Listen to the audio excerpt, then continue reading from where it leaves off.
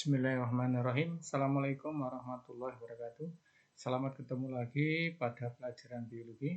Pada kesempatan kali ini kita akan membahas materi bab yang ketiga, yaitu struktur materi genetik. Struktur materi genetik ini dilihat bisa di buku paket mulai dari halaman 74 sampai halaman 93. Kita mempelajari tentang, tapi kita ini khusus untuk ada 2 sub bahasan aja dulu atau subbab ya. Oke, kita mulai. Struktur materi genetik adalah mempelajari tentang substansi pembawa materi genetik yang diwariskan dari induk kepada keturunannya. Materinya yaitu nanti ada 4 subbab, yaitu 1 kromosom, 2 gen, 3 atau C asam nukleat, 4 sintesa protein. Oke, kita masuk yang pertama dulu, yaitu subbab kromosom. Apa itu kromosom? Kromosom adalah merupakan struktur di dalam sel berupa deret panjang molekul yang terdiri dari 1 molekul DNA dan berbagai protein terkait yang merupakan informasi genetik suatu organisme. Letaknya di dalam sel. Letaknya itu di dalam sel. Ini misalkan ini sel, ya, kemudian ini inti, ya. Di dalam inti ini nanti ada, kalau belum mengalami pembelahan, di sini namanya masih kromatin. Ya. Nanti kalau mengalami pembelahan akan berubah menjadi kromosom. Lah, akan terlihat bentuknya seperti ini kalau sudah nanti pada fase metafase. Ini kromosom, ya. Di kromosom ini nanti kalau kita bedah, kita urai akan menjadi seperti ini. Oke, itu letaknya. Kemudian sekarang strukturnya. Struktur kromosom, komponen penyusunnya, ini ada di gambar ini. Kromosom, kalau dia tadi yang tadi ini kromosom yang berbentuk X ini, ya. Kalau kita buat strukturnya, nah, seperti ini bentuknya. Kromosom itu komponen terdiri 2 bagian, ya. 1 itu sentromer, ini sentromernya, atau kinetokur, nah, bagian di tengahnya ini. Kemudian yang kedua, lengan kromosom. Ini lengan mulai dari ini pinggirnya sentromer sampai ke ujung lengan, ini namanya lengan. Oke, sekarang sentromer itu ada berfungsi untuk penghubung antara kromonema, ini kromonema, ya, benang kromonema 1 dengan yang lain, ini kromonema 1, ini kromonema 2. Fungsi sebagai melekatnya benang spindel waktu nanti pembelahan. Di pembelahan sel itu kan kromosom melekat pada benang-benang spindel, ya. Kemudian berperan mengatur pergerakan kromosom selama pembelahan. Nanti kan spindelnya nyantol di sentromernya ini. Oke, itu sentromer. Kemudian sekarang kita ke lengan, bagian-bagian lengan. Di sini yang pertama kromonema, ini kromonema. Nah, terdapat di lengan di sini kromonema. Kromonema kita buat tempat melekatnya kromiol dan kromomer. Kemudian kromonema atau kromomer itu bagian kromatid, kromatid yang mengalami penebalan berupa bahan nukleoprotein yang mengendap, memiliki ruang berisi gen-gen yang disebut dengan lokus. Ini tadi ini kromomer, ya, bukan kromonema. Ini kromonema, ini yang atas kromonema, yang kromomer, ya.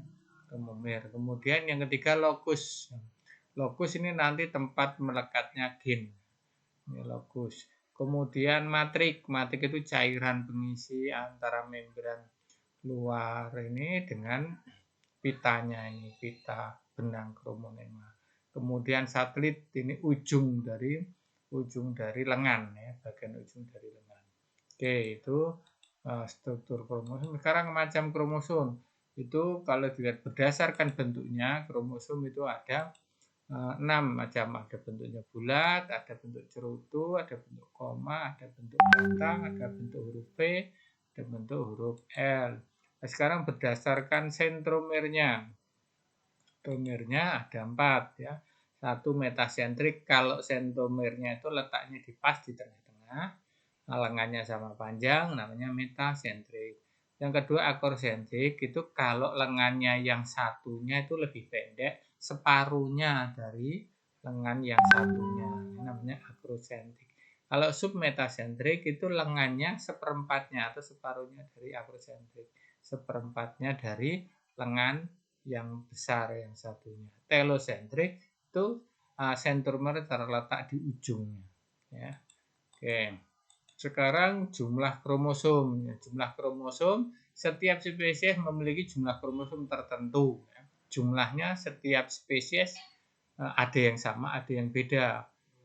Ada yang sama, ada yang beda, tapi umumnya berbeda. Spesies yang memiliki jumlah kromosom yang sama atau hampir sama tidak menggambarkan bahwa spesies tersebut memiliki banyak kesamaan ciri atau dekat kerabatnya, tidak ya, tidak ada hubungannya ya, tidak ada hubungannya dengan ciri, kedekatan ciri, atau tidak ada hubungannya dengan sejarah evolusi ya. Ini contohnya, ada tumbuhan ini, misalkan ini padi ya, padi dengan pinus, lihat ini, padi dengan pinus, padi 20, jumlah kromosomnya 24 atau 12 pasang. Ini jumlahnya sama tapi jenisnya beda. Padi pohonnya kecil ya, pinus pohonnya tinggi berkayu ya. Sangat beda. Ini tadi contoh bahwa jumlah itu tidak menentukan. Contohnya lagi ini pada tumbuhan ya. Yang kedua ini pada hewan. Misalkan hewan pada ini kucing sama hidra sangat jauh sekali ya. Kucing itu kromosomnya 32, hidra juga 32, tetapi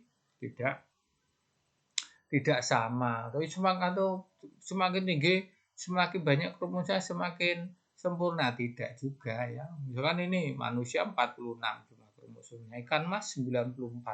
Apa ikan mas lebih cerdas dari manusia juga kan tidak ya. Jadi tidak ada hubungannya. Jadi jumlah kromosom itu tidak menentukan tingkat evolusi, tingkat kecerdasan, kesamaan dan sebagainya. Oke. Kita lanjut, jenis kromosom dan karyotipe.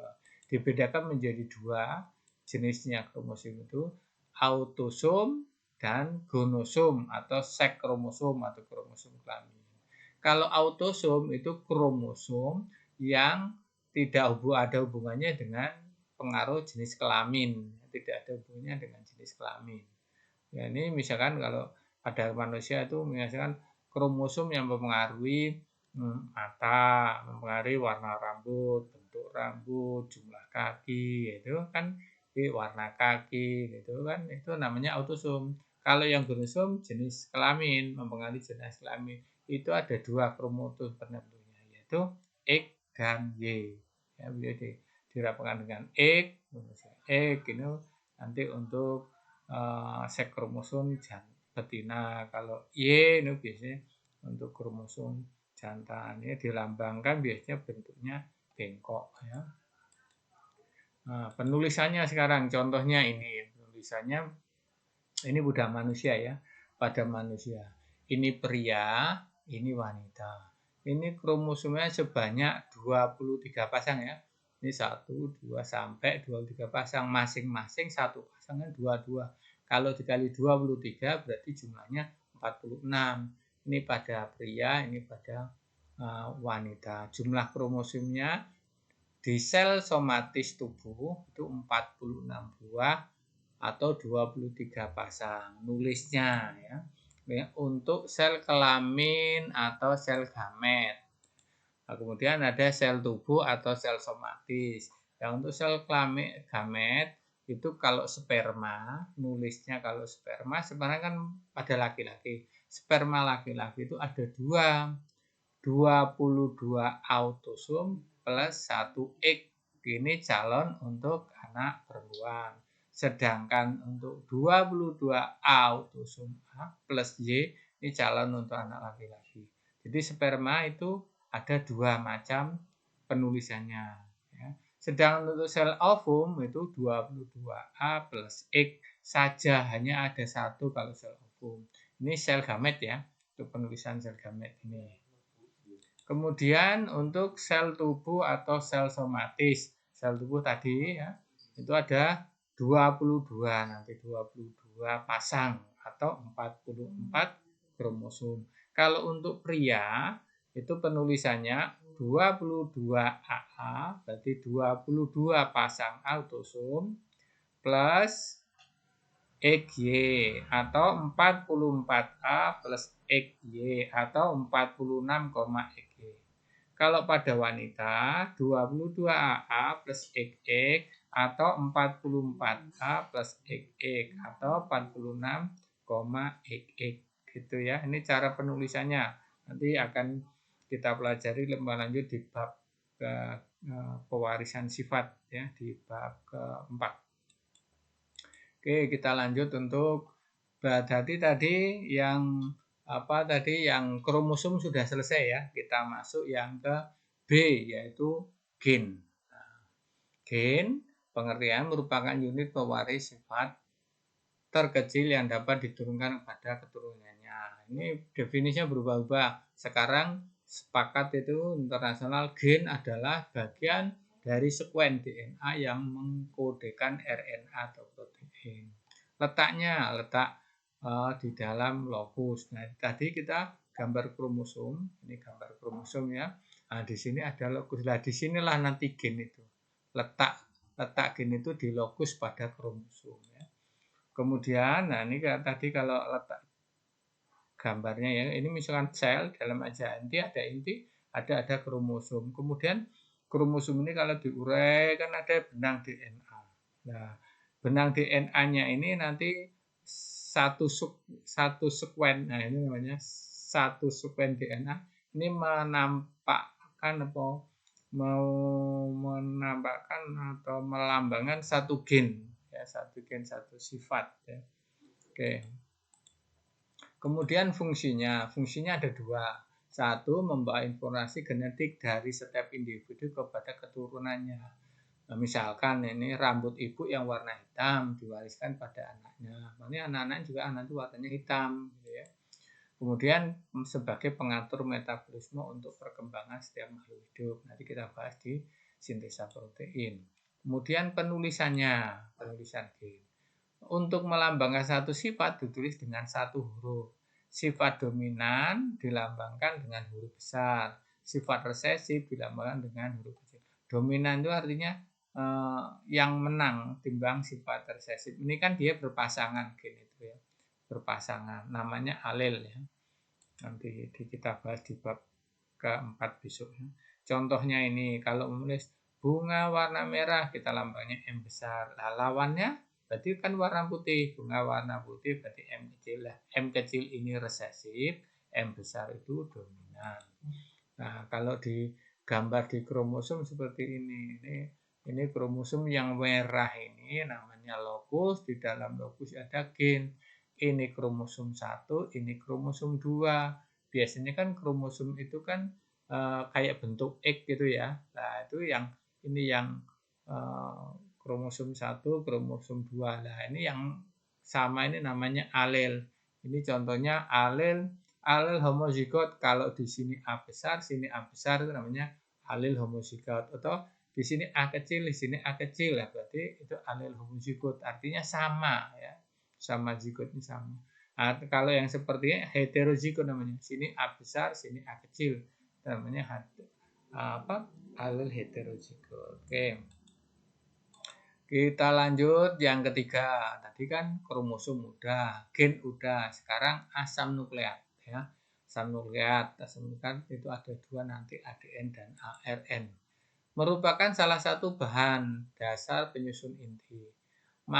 Merupakan makromolekul biokimia yang kompleks, berbobot molekul tinggi dan tersusun atas rantai nukleotida yang mengandung informasi genetik. Letaknya yaitu di sel ya.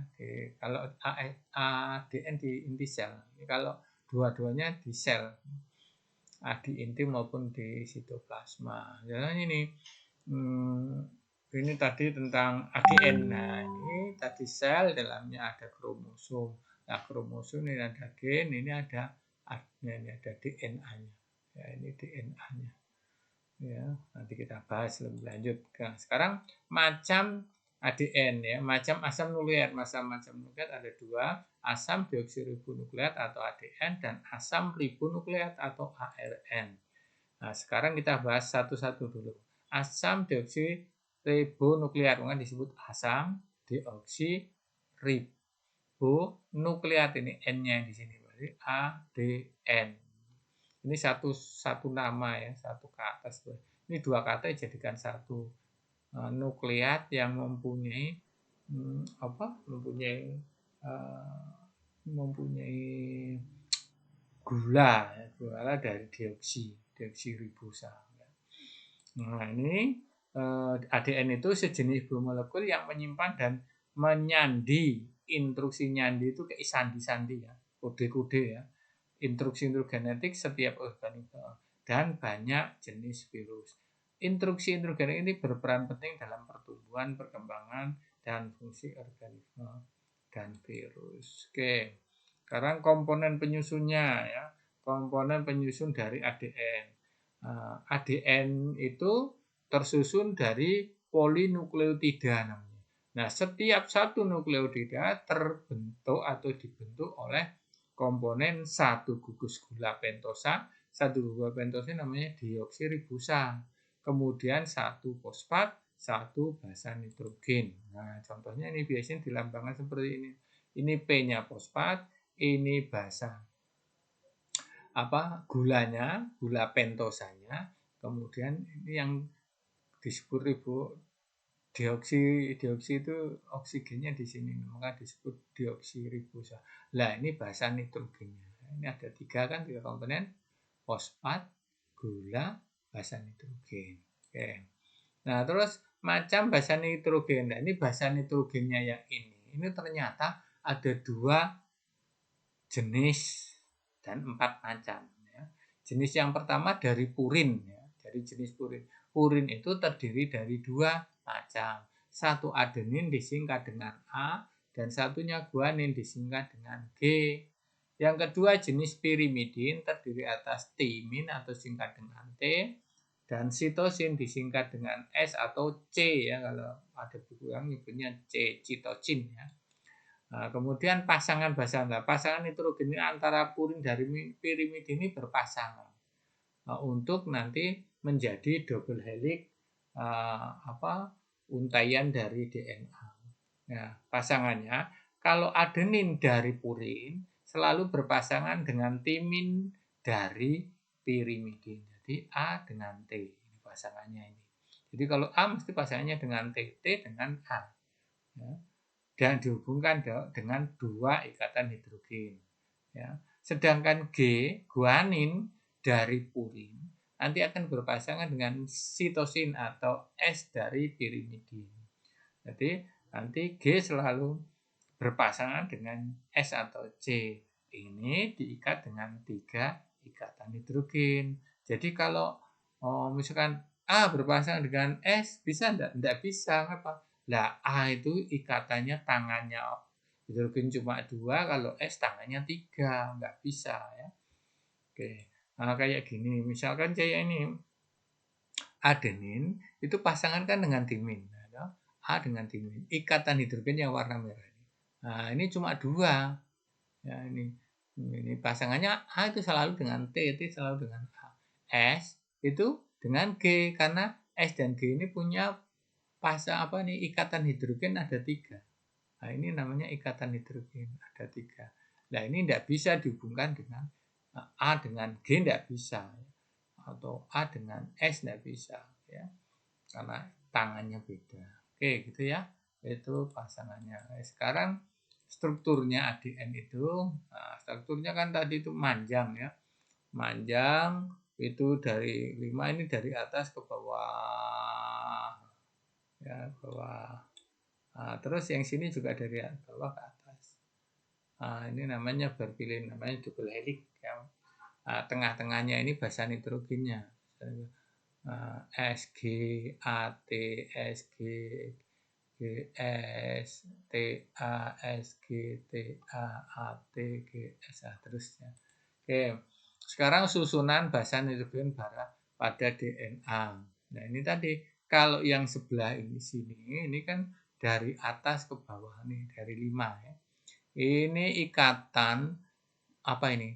Gula pada C nomor 5. Ya, C nomor 5 berikatan dengan P fosfatnya. Ini terus ke bawah sambung menyambung ya.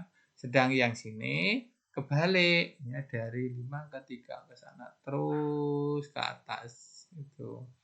Ini T selalu dengan A, G dengan S. Seterusnya. Nah, strukturnya berbentuk double helix ya. Ini sebenarnya double. Double itu 2 ya, ada 2. Helix itu berpilin ya, muntir kayak untir-untir. Kayak kamu rambutnya di kelabang gitu lah, tapi cuma 2. Kalau kelabang biasanya kan 3 ya. Setiap ADN disusun oleh dua buah rantai polinukleotida.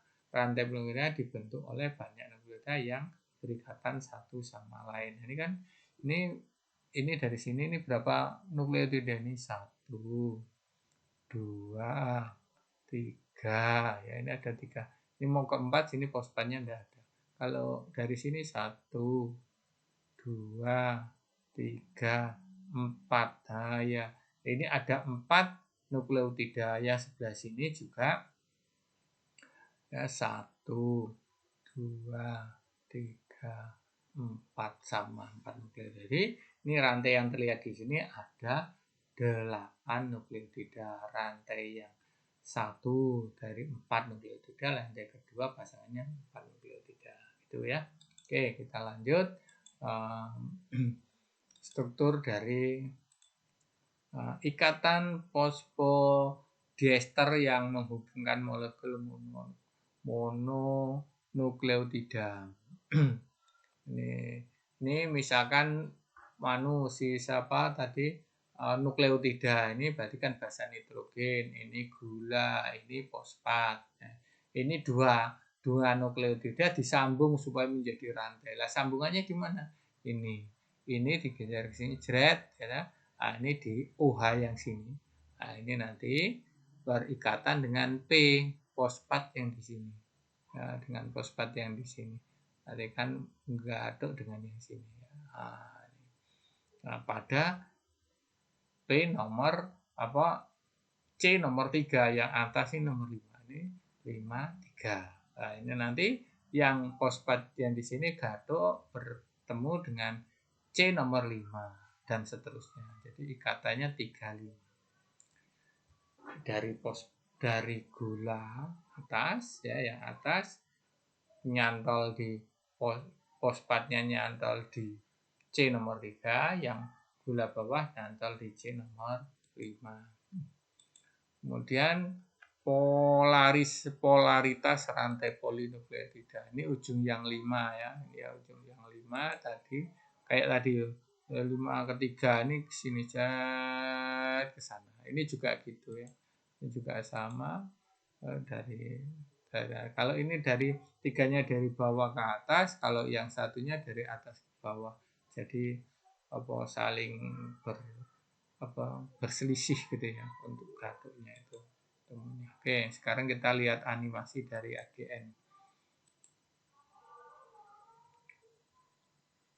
Do you recognize this molecule? This is DNA, or deoxyribonucleic acid. By the end of this video, you will be able to identify the key structural features of DNA, as well as describe the importance of those features for function. During this video, we will look at different representations of the DNA molecule to better view certain details, but all views represent this same structure. Inside the cell, you will most commonly find double-stranded DNA, in which 2 strands intertwine to form a double helix. The most common form of the DNA double helix, which is what we will discuss here, is also called B-form DNA. Now, let's move to a more simplified representation of DNA to discuss the details. We can unwind the double helix like this, so that we can see the chemical structure inside. Each strand is a polynucleotide, meaning the strand is made up of many individual units called nucleotides. A nucleotide has 3 components: the 5-carbon sugar, a phosphate group, and one of 4 possible nitrogenous bases: adenine, guanine, thymine, and cytosine. The nitrogenous base is always attached at the 1' carbon of the sugar. If we count from there, we can see that there is a phosphate between the 5' carbon of one sugar and the 3' carbon of the neighboring sugar. The sugar is called deoxyribose because it is missing a hydroxyl group at the 2' carbon, which is present in ribose. Because of this, nucleotides in DNA, deoxyribonucleic acid, are called deoxynucleotides. Nucleotides attach to each other in the DNA strand by phosphodiester bonds. The phosphate group of one nucleotide binds to the 3' oxygen of the neighboring nucleotide. Thus, we can see that the sugars and phosphate groups make up the DNA backbone. The carbon numbering is key to describing the directionality of the DNA strand, 5' to 3'. Looking within the sugars, there is an intrinsic orientation difference between the two strands. On the top strand, you can see that the 5' carbon of each sugar is on the left, and the 3' carbon is on the right. The opposite is true for the bottom strand. Reading left to right, that makes the top strand orientation 5' to 3', and the bottom strand orientation 3' to 5'. These strands are also sometimes called Watson and Crick. Keep in mind that this double-stranded DNA is still a double helix, and we have simplified the representation by flattening and unwinding the helix here to better see the atomic structure. Although the nucleotides come together through covalent bonds in the backbone, the two DNA strands interact through non-covalent hydrogen bonds between the bases. Each base forms multiple hydrogen bonds with its complementary base on the opposite strand. Bound together by hydrogen bonds, each unit is called a base pair. The hydrogen bonding contributes to the specificity of base pairing. Thymine preferentially pairs with adenine through 2 hydrogen bonds, and cytosine preferentially pairs with guanine through 3 hydrogen bonds. Thymine and cytosine are called pyrimidines, characterized by their single ring structure, and adenine and guanine are called purines, which have double rings. The geometry of the AT or TA and GC or CG base pairs is the same, allowing for symmetry and base stacking in the helix. This mostly has to do with the distance between the backbones and the angles to which the base is attached to the backbone. Other base pairs, like GT for example, do not have the same geometry, cannot form strong hydrogen bonds, and disturb the helix.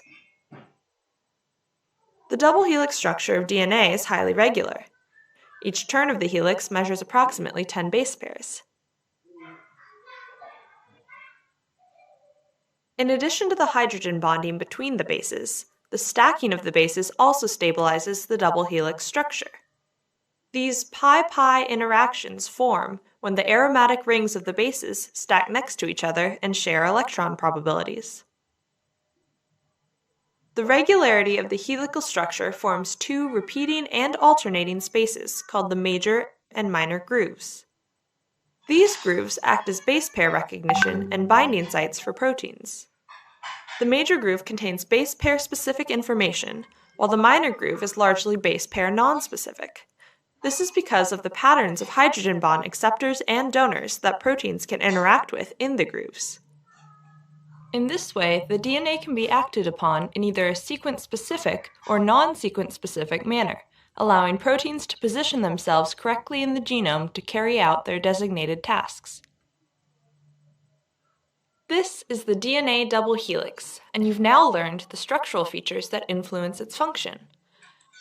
Oke, itu ya. Jadi intinya itu kalau tadi DNA double helix itu secara animasi seperti itu. Jadi kalau dibuka akan terbentuk seperti itu. Oke, sekarang kita lanjut ke replikasi ADN. Replikasi itu penggandaan, proses penggandaan. Memang terjadi pada interfase. Proses replikasi dimulai dengan membekunya rantai polinukleotida. Kemudian setiap rantai polinukleotida akan membentuk rantai polinukleotida yang baru pasangannya. Pada akhir replikasi diperoleh dua ADN yang tepat sama, masing-masing terdiri atas rantai polinukleotida dan baru yang saling melilit. Untuk mulai diperlukan untuk proses replikasi merupakan satu ATP yang sebagai energi enzim, yaitu polimerase untuk membuka ikatan ADN, ligase untuk memutus, kemudian helikase untuk menyambung kembali, dan deoksiribonukleosida. Kemudian prosesnya menurut teorinya, ini hipotesanya ada 3, teori konservatif, teori semi konservatif, dan dispersif. Yang konservatif yang ini, contohnya yang atas ini ya. Menurut teori konservatif itu ini DNA membelah, kemudian membentuk duplikatnya. Setelah selesai, yang lama kumpul yang lama, yang baru kumpul yang baru. Ini menurut konservatif. Nah, menurut yang kedua semi konservatif, ini membelah jadi 2, yang lama atas membentuk baru, yang bawah membentuk baru. Jadi akhirnya dalam satu DNA ada yang lama dan ada yang baru. Ini menurut konservatif. Kemudian yang menurut yang ketiga dispersif, ini motong-motong. Buat lama putus, jadi ininya DNA-nya potong-potong, putus-putus, membuat lama baru, kemudian nyambung bercampur antara yang lama dengan yang baru. Ini menurut hipotesa dispersif. Tetapi sekarang pada umumnya dan mendekati kebenaran adalah yang semi konservatif. Jadi nanti kalau kita membahas replikasi ADN, maka yang dibahas adalah yang semi konservatif. Jadi semi konservatif nanti anaknya atau replikasinya ada yang lama, ada yang baru. Ini contoh kita animasi video tentang DNA replikasi. DNA merupakan molekul yang terdiri dari 2 untaian saling berpilin dan berputar-putar satu sama lain dalam bentuk heliks ganda. Tiap helainya terbuat dari 4 bahasa kimia yang berurutan dan diwakili oleh huruf A, C, G, dan T. Kedua untaian tersebut saling melengkapi satu sama lain. Artinya, dimanapun ada T dalam satu untaian, pasti ada huruf A pada untaian yang berlawanan. Dan dimanapun ada C, pasti ada G di untaian lainnya. Setiap helai DNA memiliki ujung 5 aksen dan 3 aksen yang merupakan nama lain dari untaian atas. Tiap helainya menuju ke arah saling berlawanan. Sehingga lawan dari untaian atas yaitu ujung 3 aksen dan 5 aksen yang merupakan nama lain dari untaian bawah. Itulah yang dapat menentukannya bagaimana setiap untaian DNA dapat direplikasikan. Langkah pertama dalam replikasi DNA yaitu memisahkan 2 untaian. Proses ini dinamakan unzip atau nama lain membuka resleting yang dilakukan oleh enzim helikase. Hasilnya dapat berupa bentuk di bagian dalam yang dinamakan dengan garpu replikasi. Helai yang berpisah masing-masing menyediakan template untuk membuat untaian DNA baru. Setelah tiap helainya berpisah, tiba-tiba datanglah enzim primase mengikat untaian DNA bagian atas untuk memulai prosesnya dengan cara menarik nukleotida RNA dari luar ke dalam untuk dicocok-cocokkan seperti puzzle. Enzim ini sebagian kecil membuat helaian RNA untuk mengikat sebagian untaian DNA bagian atas yang disebut primer. Bagian tersebut merupakan pusat awal dalam pembentukan untaian DNA baru. Kemudian, tiba-tiba datanglah enzim DNA polimerase untuk mengikat primer yang akan membuat untaian DNA baru. Enzim DNA polimerase hanya bisa menambahkan nukleotida DNA ke satu arah dari ujung 5 aksen ke ujung 3 aksen. Untaian DNA baru ini disebut leading strand atau untaian paling maju yang dibuat secara terus-menerus. Enzim DNA polimerase berfungsi menambahkan nukleotida satu persatu ke arah 5 aksen sampai ke arah 3 aksen. Sedangkan pada bagian daerah lain di untaian bawah terdapat lagging strand atau untaian yang tertinggal sehingga tidak dapat membuat secara terus-menerus seperti untaian di bagian atas. Karena tiap untaian berjalan ke arah yang berlawanan, untaian di bawah ini hanya dihinggapi enzim DNA polimerase sebagai pembuat untaian DNA dalam serangkaian kecil saja yang disebut fragmen Okazaki. Setiap dari fragmen tersebut dimulai dengan pembentukan RNA primer oleh enzim primase. Kemudian, enzim DNA polimerase akan menambahkan nukleotida DNA dari luar mengikat DNA induk bagian bawah dari arah 5 aksen ke arah 3 aksen.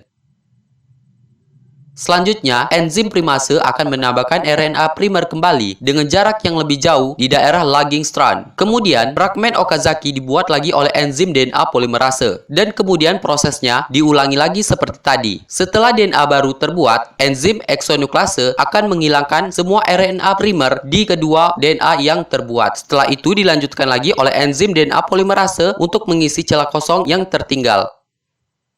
Terakhir, enzim DNA ligase menyegel tiap-tiap fragmen DNA yang terbuat di kedua DNA yang membentuk heliks ganda secara terus-menerus.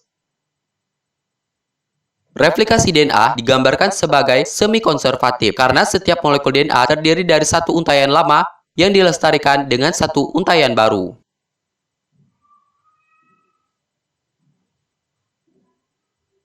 Oke, itu tadi ya tentang replikasi DNA. Oke, kita lanjut untuk asam yang kedua, ARN atau asam ribonukleat.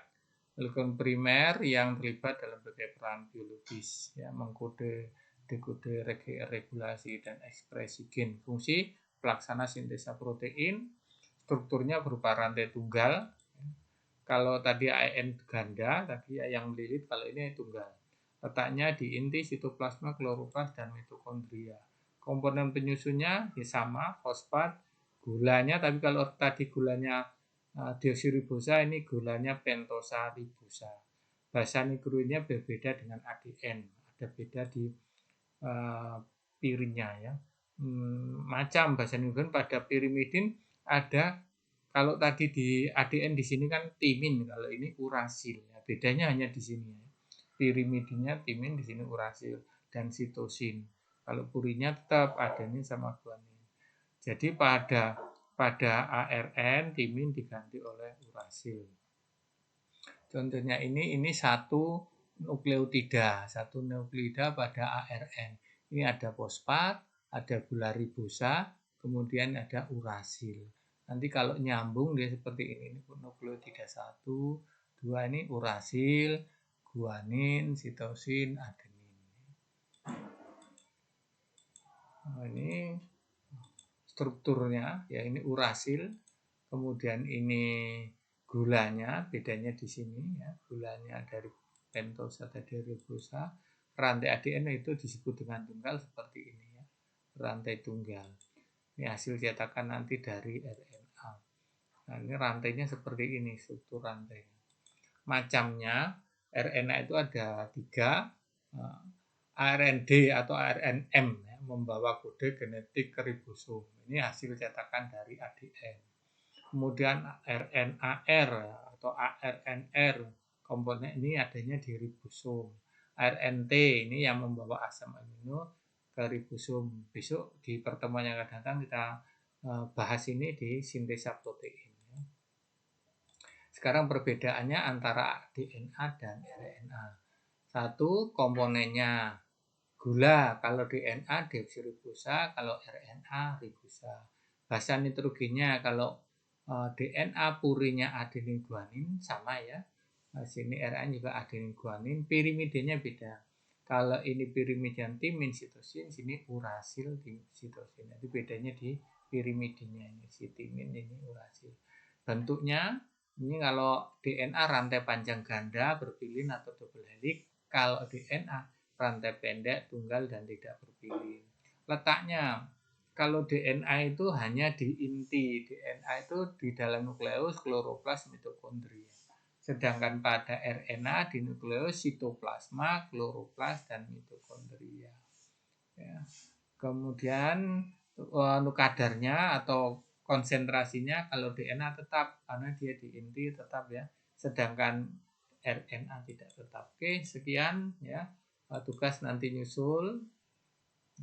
Terima kasih, selamat belajar, jaga kesehatan, dan tetap beribadah. Demikian dari saya. Assalamualaikum warahmatullahi wabarakatuh.